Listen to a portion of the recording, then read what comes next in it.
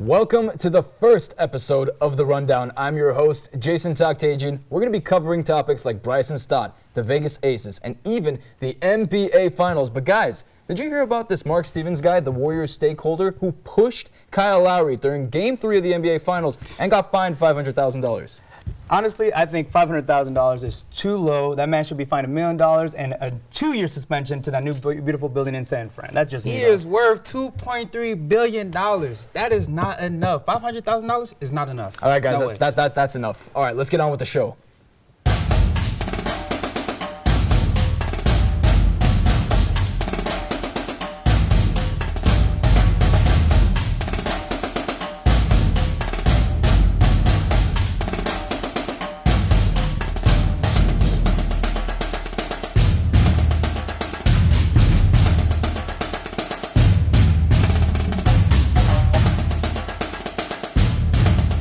Welcome to The Rundown, a new sports debate show created by UNLV journalism students in partner with The Rebel Report.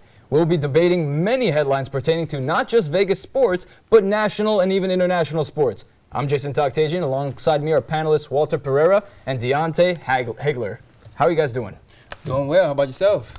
I'm doing well. I'm ready for this. How about you? Man, happy Friday. Weekend's coming. I like it. All right, let's get started with our first segment, What's Buzzin', where we break down some of the biggest attention-grabbing stories across social media. So, what's buzzing, guys? That is Drake. Drake is buzzing because he's having various banter with players on the Golden State Warriors, like Steph Curry, Draymond Green, and he's been talking smack, and he even put up Steph Curry's hair on eBay under the user Draymond shouldn't wear 23. Do you guys think he's going too far, or are you guys loving this? I'm loving this. I don't think his antics are enough. Drake, when he wore the Kevin Durant shirt, oh my goodness, where's Kevin? You didn't think about that one, did you? But I love it. It needs to be more. I love it. The only thing I'm upset about is that Drake isn't in Oracle Arena. That man should be plastered everywhere. First of all, there's nothing I love more than seeing the meme of Drake calling Draymond Green trash. I absolutely love it. It reminds me of, Spike Lee in New York. I mean, the media's getting all caught up talking about, oh, Drake, is he stepping out of line?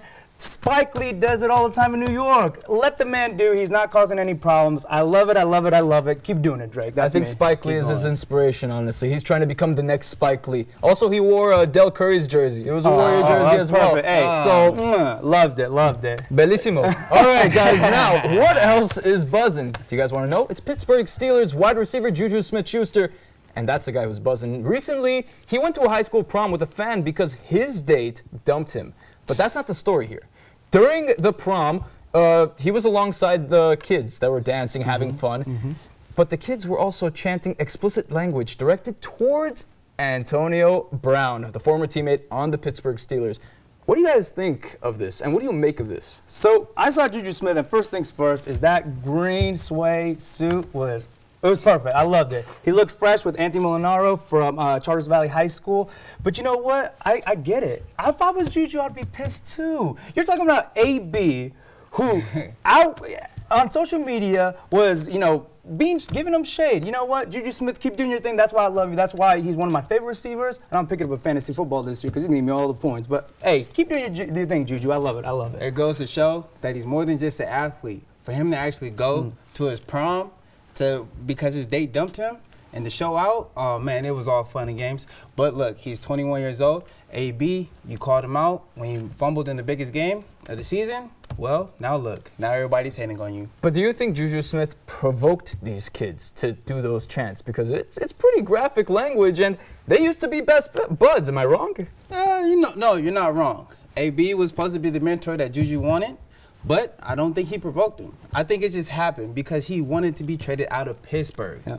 And you know what? AB, JuJu, they're doing all those Pizza Hut commercials. But you know what's happening in the locker room? Like, if I was JuJu, you win that MVP, AB should have been proud for being the team MVP for the Pittsburgh Steelers last year. All right? And there's no reason that AB should have said anything, just been happy for the young man. Exactly. AB just wants these accolades, and I don't like it. He got his money. He got traded. Just keep your mouth shut. And you know what? I don't think JuJu instigated anything. I think that was all the kids. Yep. I think it's the ego that AB has. He can't let it go. All right, guys, let's move on. Now it's time to talk about what's heating up locally. where we discuss some of the most recent headlines that pertain to Las Vegas as UNLV shortstop Bryson Stott was drafted to the Phillies with the 14th overall pick in the MLB draft. What impact will Stott have on the Phillies, and do you guys think he'll have any impact on Bryce Harper's future with the Phillies? So, first of all, I love the pickup by the Phillies. They got a home run pick. He wasn't the first shortstop, but he was the second best shortstop. Let's see, the man batted .356 with 10 homers and 36 runs batted in. He plays great defense. He's polished. And you know what? The Phillies need depth. Right now, their best shortstop is Gene Segura, who they traded from the Mariners. Now, he's having a great season, 294, 24 RBIs, and 5 home runs. But you know what? This gives him the shortstop of the future. I love it. I love it. 13 years that Bryce Harper signed for Philly. Yep. In 2-3 years, I see Bryson Stott making an impact for Philly and maybe even a World Series. I don't know about that. I don't know. I give it a year.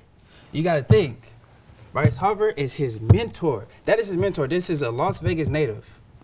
Growing up, both of them on the same team. This right here would change Philly's destination. I can see him becoming a good superstar in baseball. Okay. And then I can see them both coming together and then making a good run. Let's move on, guys, to some more local news. I know you could talk about Bryson Stott forever, but the Las Vegas Raiders will be wrapping up their offseason program in the coming days. It was definitely a wild offseason, and it still is very early, but what are your expectations for the Raiders this fall? So the biggest thing that I took from OTAs was defense. You know, Carl Joseph is starting now. They inserted him the second to last day before camp, joining LaMarcus Joyner, who signed a 4-year, $42 million contract. Now, Carl Joseph might be the odd man out, but that secondary I think is looking polished. But that front seven, Maurice Hurst, Arden Key, Colin Farrell. Oh, man, they only had 13 sacks last year, which is abysmal. But I think these young men are going to get them to be much better. They're young. They're talented. Maybe they're going to have a little bit of growing pains, but I'm telling you, watch out for this group to get double those sacks this upcoming year. Man, I got to go the other way. I got to go offense. I'm excited to see the offense. AB and Derek Carr. Come on, man. With Terrell Williams on the outside, oh, this is going to be amazing to see. Man, look, AB's numbers will be outstanding. It's Derek Carr. All he needed was a prolific receiver, and he got one. Now, this is the receiver that will take him very far with his quarterback numbers. Do you think AB will get him back to his MVP numbers, or do you think he's going to have another regression? Because if he has another regression, I'm talking Derek Carr will be top 5 on the quarterback in this coming up football season. And on that note, let's move on, guys, because that's pretty hot take right there.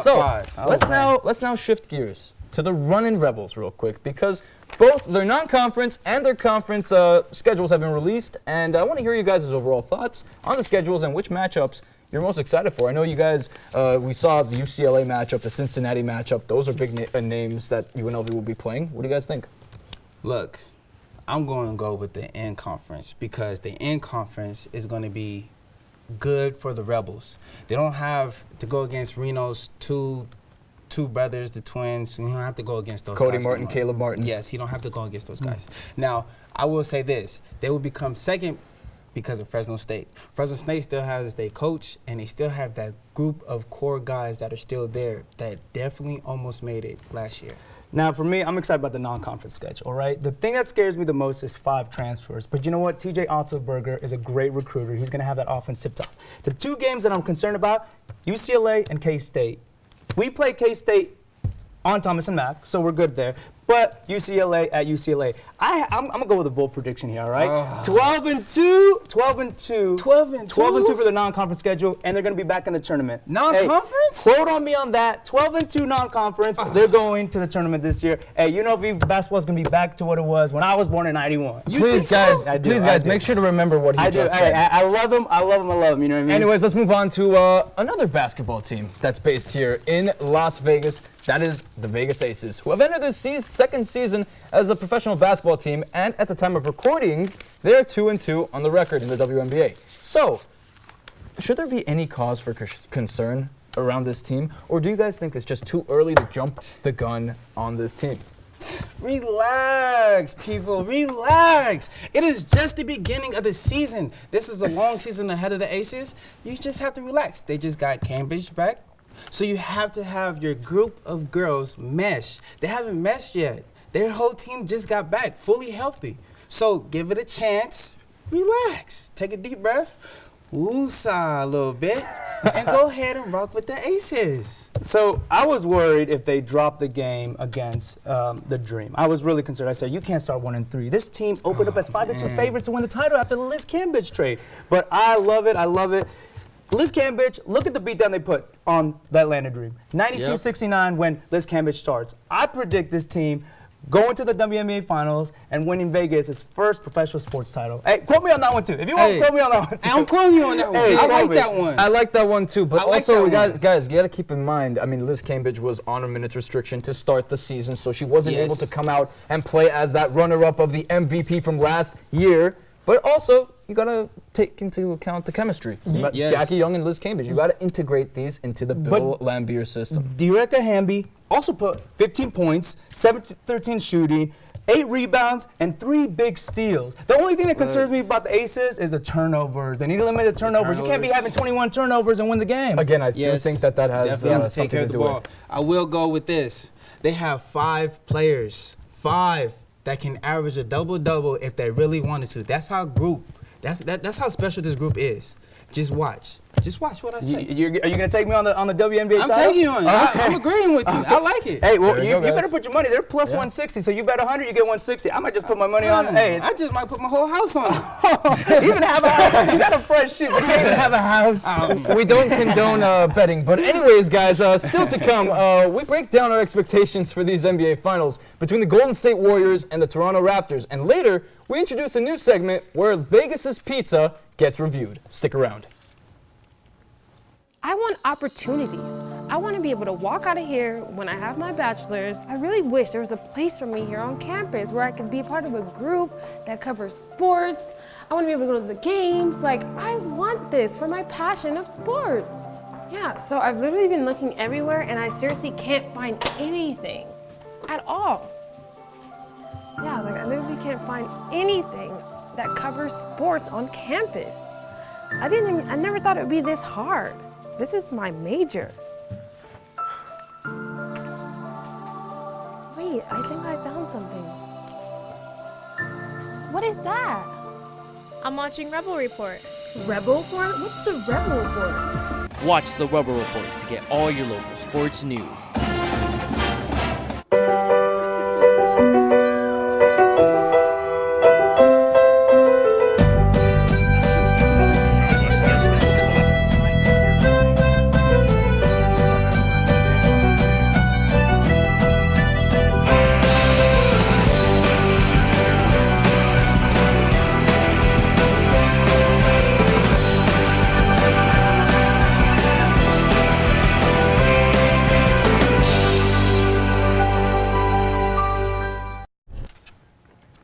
Welcome back to the Rundown. And guys, let's not hesitate. Let's get into national sports as we debate some of the hottest topics across the nation and even across the globe. As the NBA Finals for the first time are being played outside of the United States. And at the time of recording, the series is led by the Toronto Raptors 2-1.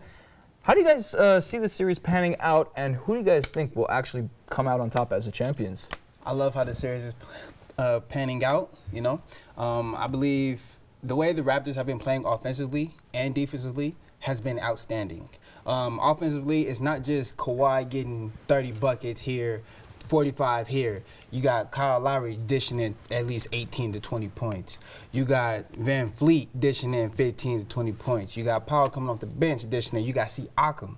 You know, Siakam is playing very big. And then you got Serge Ibaka. I said it, Serge Ibaka. Not Ibaka, Ibaka. 6 blocks in the third quarter? That is astounding. So what I will say is, the way I see it is Toronto is in the driver's seat. I will say I see Toronto in 6. Toronto in 6? Wow. Toronto in 6. You know what? I'm going to go a little bit bold here. I see Toronto in 5. Look, they're playing. I don't think they lose anymore. Klay Thompson has hobbled. He's got that hamstring issue.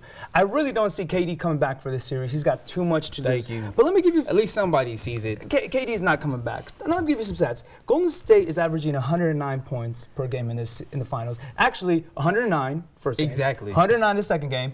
Exactly. 193rd. Exactly. Now, the thing is, their efficiency, the points has dropped. It's dropped from 117, which was second in the NBA, and their efficient defense has dropped 4 points. They're allowing 115 points to the Toronto Raptors. Now, what I love the most about Toronto is they're getting production from all their players. Their 5 top scoring players, all over double digits. Draymond Green is not playing like Draymond Green was playing against Portland. Klay Thompson is hobbled. What other production are you getting from the Golden State Warriors? Looney's out. I was about to say, you were getting it from Kevon Looney. Now he has a fractured collarbone, but apparently reports are coming out that he might come back, but that's still up in the air. Look, coming back from an injury, you're not going to be the same. Look at DeMarcus Cousins. He is not the same. He could barely get off the ground. I mean, he could never really get off the ground to begin with.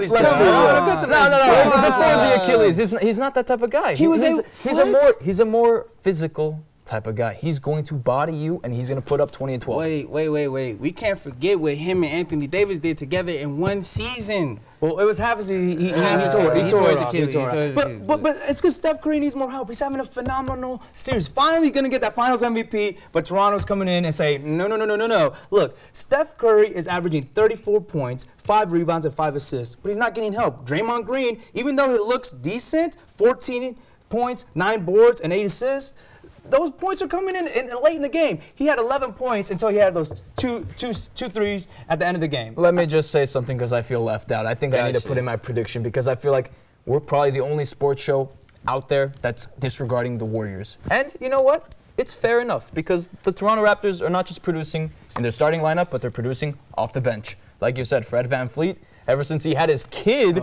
he's been shooting over like 60% from the three-point line. So regardless of all that, I pick Toronto in 7. I do not think that the Warriors will win. I don't think the Toronto Raptors will win in Oracle at the Warriors, and I do not think the Toronto Raptors are going to be that dominant against these Warriors. Wait a minute. So let's just Wait a minute. Before we go. Before we go. What do we got going on over here?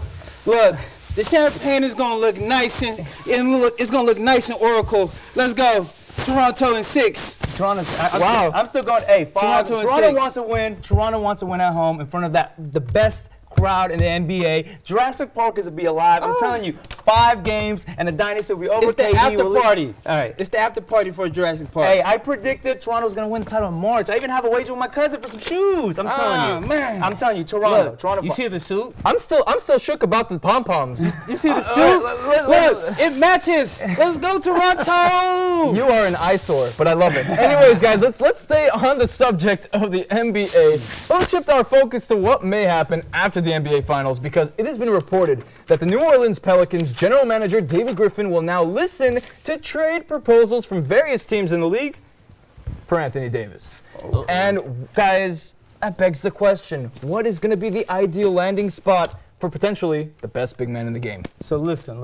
Anthony Davis had a meeting with David Griffin on the 29th. Yep. If David Griffin is taking deals or proposals, that means that meeting didn't go well. Now, I'll say the teams are in the running, Lakers, Knicks, Clippers, but a report just came out from Chris Mannix from SI that Boston is actually still in the running for Anthony Davis. Now, they have a treasure trove of assets. Treasure trove of assets. Hear me out. Jason Tatum, Jaylen Brown, Marcus Smith, with a couple first-round picks for Anthony Davis. It'll give Zion Williams a play with a 3-and-D player and Jason Tatum, a shooting guard and Jaylen Brown, a bulldog of a guard and Marcus Smart, and you still got Jahlil Okafor as a center since Anthony Davis is gone. I'm telling you, young team, a lot of talent. I think Boston is the ideal trade partner for the Pelicans. Now let me hear what you're going to say. I'm disagreeing. Real quick. I'm going to disagree, and here's why. He wants to win a championship. Why waste his time in Boston when you can go to L.A.? Not Clippers. I'm talking Lakers, baby. Lakers. Oh, and by the way, a report from Bleacher Report about the next 5 teams that are interested in Anthony Davis. The new team that's on that list, the Toronto Raptors. All right, I'm going to have to stop you over there, guys. Listen. That's far-fetched. That's far-fetched. LA is the destination. All right, guys, that'll do it for national news. Now it's time to send it over to our very own Ashley Dickinson because Over here, we love pizza, we love Barstool Sports, and we're going to give you a Las Vegas pizza review.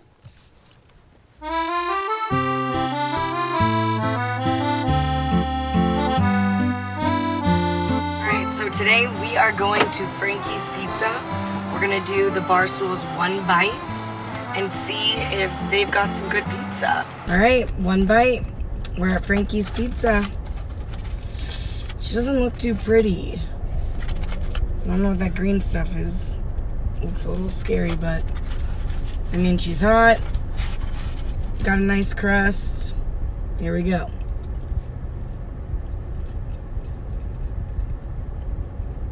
Tastes like minestrone soup. I'm not even kidding.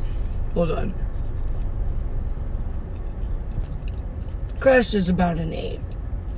I mean, if you want some average pizza, go to Frankie's Pizza, eh? 4.2. So, clearly, we're not paid to do these reviews, but that's a benefit for you guys, the viewers, because you get our honest opinions on these pizzas. So, eat at your choice over there. So, still to come, guys, each of us on the desk have an opportunity to discuss a topic that wasn't covered on the show. So stick around for one big thing. Hey yo, I'm Jafar Opso and I'm here with my man, Brandon. Brandon, what makes you a better basketball player? Is it your shots? Nah, Jafar. Brandon, is it the crossover? Nah, Jafar. Is it the shoes? Nah, Jafar. Is it the height? Nah, Jafar. Then what is it? It's Rebel Report.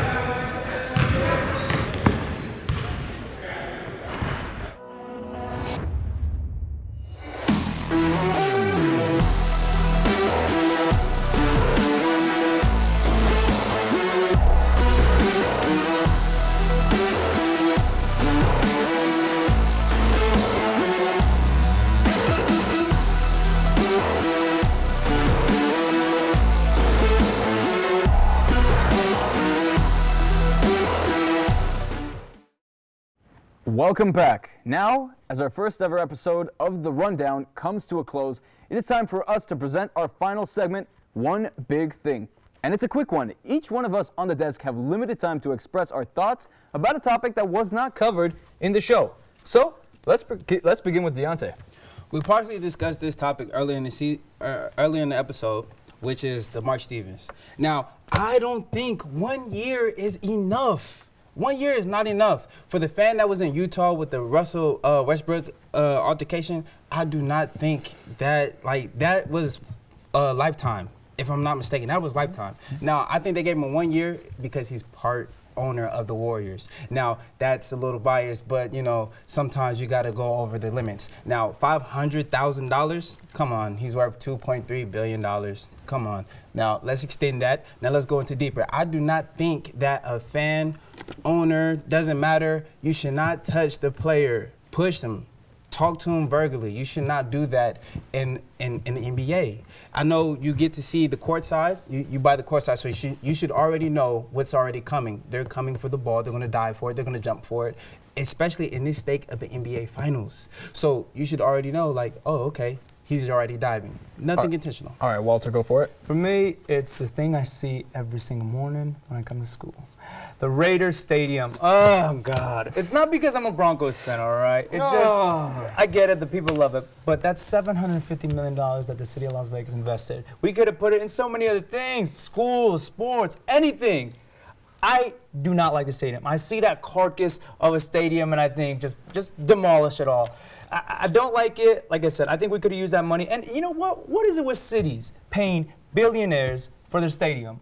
Why does Las Vegas need to pay Mark Davis $750 million for a brand new stadium? And I hate this whole rhetoric of it's going to bring jobs, it's going to bring people. It is not. There has been no stadium ever built that the taxpayers got the return of investment.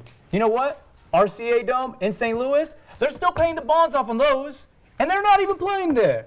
I hate it. I hate it. I hate it. I've been screaming it from my lungs, and I'm going to do it until. But you know what?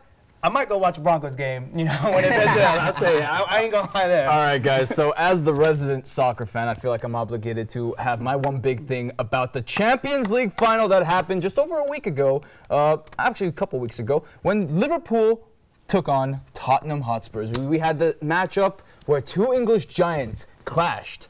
But the result wasn't the result that we expected. It was a 2-0 result. Liverpool won commandingly. Their defense was fantastic. But the topic here is, was this the worst final ever?